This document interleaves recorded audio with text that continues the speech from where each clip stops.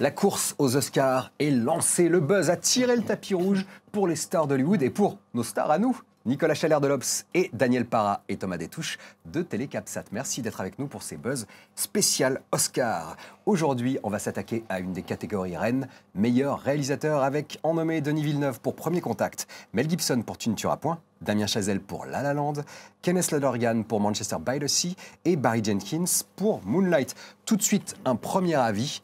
Nicolas.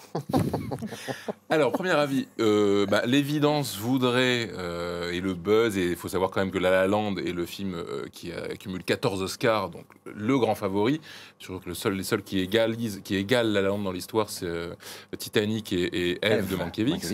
Ouais. En l'occurrence, La La Land a beaucoup de chance, mais moi, je pense qu'il y en a un autre aussi qui pourrait tirer son épingle du jeu, c'est Moonlight et Barry Jenkins, parce que je pense que c'est un peu une des rares catégories où il peut l'avoir, et c'est vrai qu'il y a vraiment la révélation d'un cinéaste, on va dire très indépendant, qui fait un film on n'a jamais vu ça au cinéma, je pense, traité comme ça. En tout cas, le sujet du film, qui est une espèce de coming out sur trois époques, avec un travail sur les corps, sur les ellipses, sur un sujet, voilà, un peu le machisme de la culture, un peu gangsta, tout ça, complètement sorti des clichés.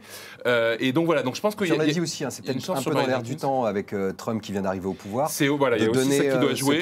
Et ce serait vraiment mérité pour le coup, parce qu'il y a vraiment la révélation d'un mec qui a une grande sensibilité, d'un vrai talent. Donc moi, voilà, logiquement, ça devrait être Chazelle, et avec un peu de chance, ça sera peut-être Jenkins aussi. Après, on rappelle, hein, les votants des Oscars sont souvent assez vieux, assez blancs, et donc une nostalgie comme ça pour la comédie musicale qui pourrait profiter à La Land, qui est un très très beau film, hein, de toute façon. Ouais, Daniel. C'est pas que de la nostalgie, La La Land. Je suis complètement d'accord. Là, je parle des votants, hein, pas du film en lui-même.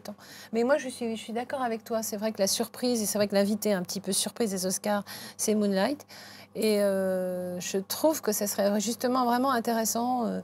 C'est le seul... Parce qu'en fait, la question qu'on se pose, c'est qui peut battre La La Land. C'est vraiment ça. Dans toutes les catégories, on se dit qui peut battre La La Land. Et je pense que Moonlight, mais par contre, pas que pour réalisateur, je pense qu'il a aussi ses chances pour les seconds rôles. Second masculin, oui. Voilà, oui, complètement. Et puis on le verra peut-être pour meilleur film, hein, plus tard. Oui, enfin, non, ça quand même. On ne va pas tout prendre à La La Land, quand même. Thomas. Moi, je voulais juste saluer, parce que je suis d'accord avec tout ce qui a été dit, la présence de Denis Villeneuve pour Premier Contact, premier cinéaste québécois francophone à être nommé dans cette catégorie, ce qui est pour moi un grand cinéaste, Denis Villeneuve.